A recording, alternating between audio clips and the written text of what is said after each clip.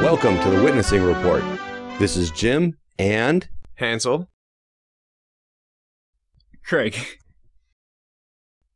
And this week, we had some interesting goings on. We had some people that needed to hear the gospel, and God was also quite nice to us and brought some people by who were saved as well, who certainly seemed to be saved, at least from the things they were saying. And so that's always a refreshing thing, an encouraging thing to see other believers. And it's nice that God brings them by so that we can talk about him and just kind of enjoy the sharing the wonderful things he's done and the wonderful things he's doing through different people. But this week, let's start out with Craig and see what sorts of new and exciting things have been going on with him. Well, earlier this week, I went to Hansel's college with him, and so I was with him for a couple hours while we did some stuff with the people there. And then this week, when we went downtown on Friday night, I talked to someone who seems like they were saved, which is good because it doesn't really happen very often. But it was funny. There was a guy who was probably a Satanist, and we were having a rather loud debate with him. But then at the end of that, as he was walking away, someone else came up to the table, and right after those, gung-ho, loud debate things, it's either to tell them just the straight truth rather than, being a little bit apprehensive. And so I was asking him, what do you think happens to you after you die? And he's like, oh, I'm saved. And I said, well, how do you know you're saved? And he said, well, I trusted in Jesus and I'm putting my faith in Jesus Christ. And I said, well, have you ever repented? Because most people, they believe in Jesus and accepted him to their heart at one time, but they never repented or turned away from their sins. And so I asked him, have you repented? And he's like, oh, repent. I bet you think repent just means stops. But it's like I was going to the Pike Place Market of Sin and I stopped and I turned around and came back on the opposite way of the street. And I was like, wow, that's awesome. And so we talked for a while and he's talking about, righteousness and hating the world and serving God and stuff. So that was really awesome and refreshing to hear that, there are saved people out there. Yeah, that is wonderful.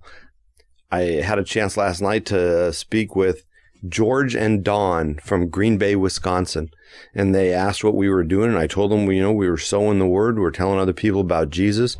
And George, like a good Christian man, asked me, well, what are you telling them? Because we're supposed to test every spirit. So good job, George. And so I gave him the gospel presentation that we give to them. And they were very happy. And I was very happy that they were very happy. And they have a Bible study group back in Green Bay. And they are starting to get a witnessing effort together with that group as well. And so we were able to share a little bit about what we were doing. And so it is just wonderfully refreshing to talk to saved people because, unfortunately, as Craig said, it doesn't really happen very often. Hansel, how about you? What went on with you this week? This week I got to preach the law and the gospel and read out of the Bible. And Craig got to visit me again, as he said, and that was great. And I actually got an extra day to preach on Friday because it was the finals day. And I'll be having a month off right now from the 23rd of August to the 23rd of September. So that's really exciting, and we'll see what God has planned for us. That sounds good. Now, you mentioned that you preach the law and the gospel. So are you reading the Bible when you're there at school? Yeah, I often go through things like the Sermon on the Mount or the book of 1 John or different passages of scripture that I think would be convicting, or just even through the Gospel of John, not just the book of 1 John. And I go through different things when Jesus talks about, the wheat and the tares, or tells a parable, or talks about sin, or testing spirits, or testing to see, no good tree bears bad fruit. I'll talk about that. And then I generally lead it into people don't like the idea of having a God that has moral accountability. And I go through, God has moral absolutes, he's said. And then I go through the moral laws, the 10 Commandments.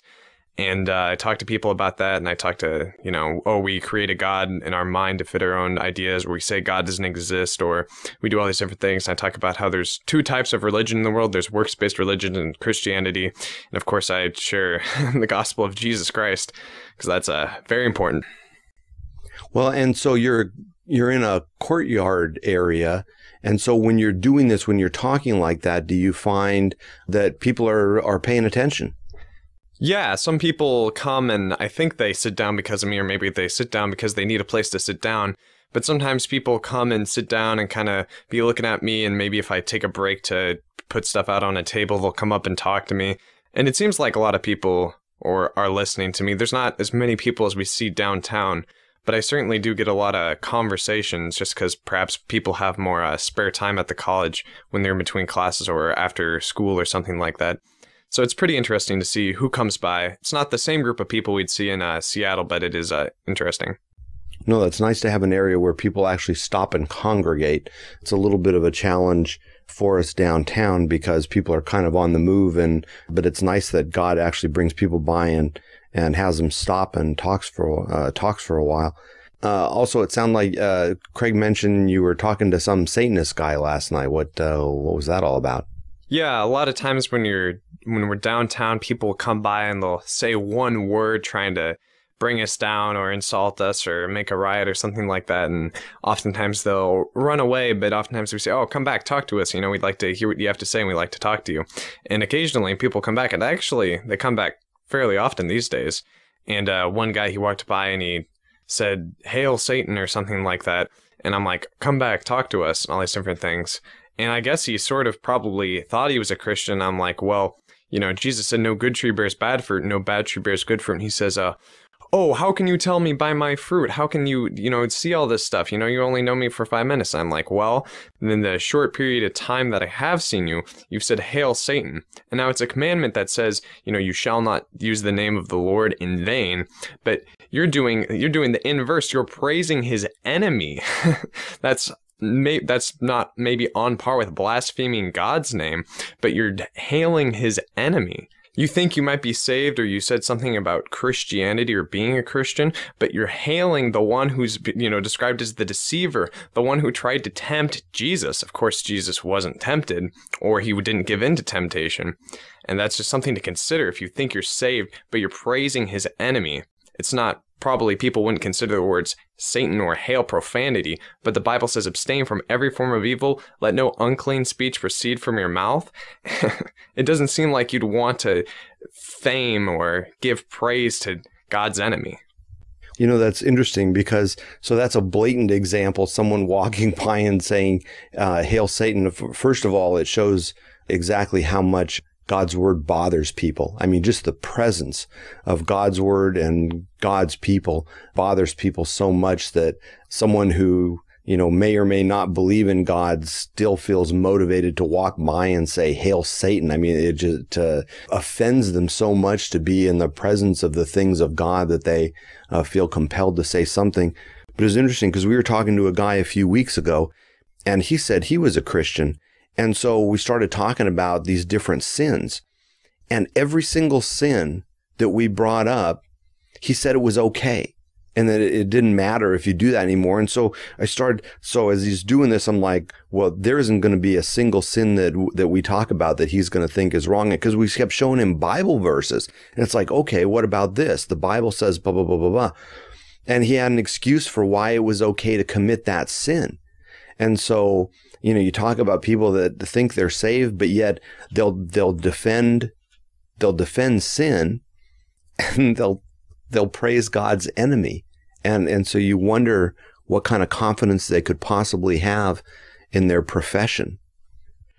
And so last night, I think the last guy that we talked to, actually Hansel was talking to him. It sounded like an interesting conversation. I didn't catch too much of it, but out of the corner of my eye, it looked interesting.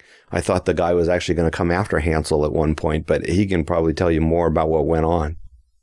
So this atheist guy came by, or he seemed to be atheist, and he said something to us. He was making fun of us, and he walked down the street and said, "Oh, come back." And he came back, and he was talking to us. And he was criticizing our stuff on the table and said, "Oh, this book," referencing the Bible, it's nonsense or something to that effect, and it can't be true, and there's no God and stuff like that. And so I asked him what he thinks happens to him after his die, or what will happen to him. And he's, lights out or something like that. And so I was talking to him about, moral law and all this stuff, and I would start to go through it, and at every commandment, he would, get kind of upset. "Oh, why are you going through this with me?" So I was talking to him, and he was making fun of the Bible and going on about different things and how his kids were just like him and they acted like him, and he had already admitted to lying and having sex outside of marriage. I'm like, "Oh, so your kids are gonna lie and have sex outside of marriage and stuff like that?" And our friend downtown, Kirk, was talking to him. It's like, "Oh, have you ever been wrong about something?" He says, "Yes." And he's like, "Could you be wrong about the Bible?" "Oh, no, I couldn't be wrong about that. I couldn't be wrong about the existence of God."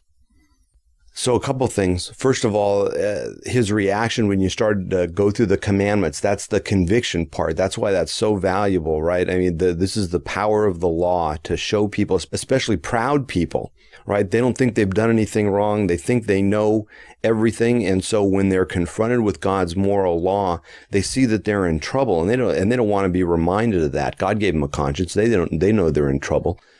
But this guy professed his own goodness. As the Bible said, most people will. And so this is the power of using the law. So for people who want to do witnessing and not talk about sin, you're cutting yourself off, and you're cutting off the power of God's message, because that is what's going to humble people and help them understand that they need a savior. A proud man like this, what are you going to do? Tell him Jesus loves him? I mean, he already sounds like he has everything he wants. It's one thing, Jesus loves us, and he showed this because he died for our sins and came back to life again. But the reason we need Jesus is because we're all damned to hell without him.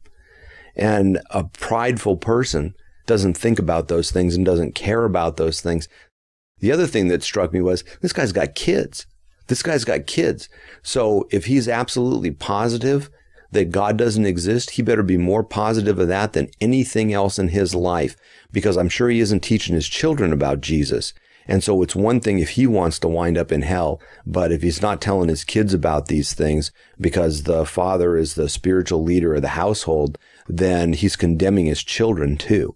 And so it's just amazing to me what people will do. Again, it comes back to quieting their conscience, and they want to tell themselves that the one thing they're positive of is that God doesn't exist, and therefore they are not going to get punished for their sins. So it's just it's amazing and incredibly sad. So it sounds like a good week. Got to talk to people. We've been giving away a lot of Bibles and books and things lately, I noticed. Yeah, it's been God's been doing some work, giving people chances to read his word if they don't even listen to us. So it's interesting to see what's being done. Yeah, and I was speaking with George and Don about this too, because they were looking at one of the books we have, Lost and Found. It's actually on the website, and you can download the PDF version, and it's formatted so that it can actually be printed.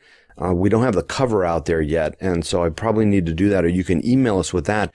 But that we have under a Creative Commons license. So if you or your organization would like to download that and go to a printer and have books printed, you're able to do that for free. All we ask is that you keep everything in the format that it's in, that you don't edit anything. But please feel free to use that as a witnessing tool, because it seems to be a very powerful one. It's a book of Bible verses, and it has Bible verses that you won't find in a lot of books like that. And it has a good, complete gospel message in the front of that. So I would encourage you to feel free to download that. And along those lines, we have some special information that we'd like to give to you. A lot of people ask us questions about what we're doing, about the witnessing we do, and how to set things up. And Craig, what is it that we can do to help people out that have questions about this? Yeah, so anyone who wants to know, youth groups or churches or, Bible studies, we can go and do a little bit of like witnessing training. We'll go and we can talk about, first of all, godly living, and that you have to be, in tune with God and the Holy Spirit and living a godly life for him to use you. And then we'll, say what we say to people, the books we give out, the setup we have, and how to talk to different types of people, like, someone who thinks they're saved but isn't, or an atheist, just general tips and pointers like that. How to preach the gospel biblically the way Jesus did. And we've been doing this for a while, several years, so we kind of know what works and what's going on. So it'd be beneficial. Excellent. And because I've said before, Craig and Hansel have access to younger people. I mean, Hansel is on site at a college. Craig has just come back from a Christian youth camp. I think they have some very special insight. And so I would encourage churches that have a youth group, if you'd like to have Hansel and Craig come and speak to your youth group, I think this would be something that would be incredibly valuable. And they can, as people that not only have heard the things from church and heard the things being part of a youth group, but then having gone out on the street, gone into the world, try to spread this message and see the reaction that people have, particularly as we've said before, Jesus warned us there are tares among the wheat, and we run into those people a great deal. You just look at Craig's experiences that he had at camp recently. And so I think there's some valuable insight that can be gained and could be valuable to your youth group. So if you'd like to have these two come and speak to your youth group, I think you would find that very valuable and a worthwhile use of time for your youth group. God has blessed these young men, and I think they have things that the Holy Spirit can share to your youth group through them. So please feel free to contact us. You can either contact us at the email address on the website up in the top right-hand corner, info@jesusforsinners.com, or you can contact us here at the Witnessing Report for inquiries about having us come and visit, and with any other comments and questions you may have. So the email address again for the Witnessing Report is twr@jesusforsinners.com. That's twr@jesusforsinners.com.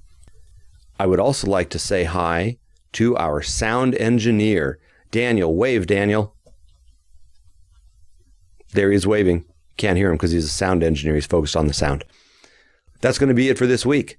We look forward to talking to you again next week and sharing with you what the Holy Spirit is doing in the world and all of God's efforts to get people saved. Praise God. We'll talk to you all next week. Goodbye.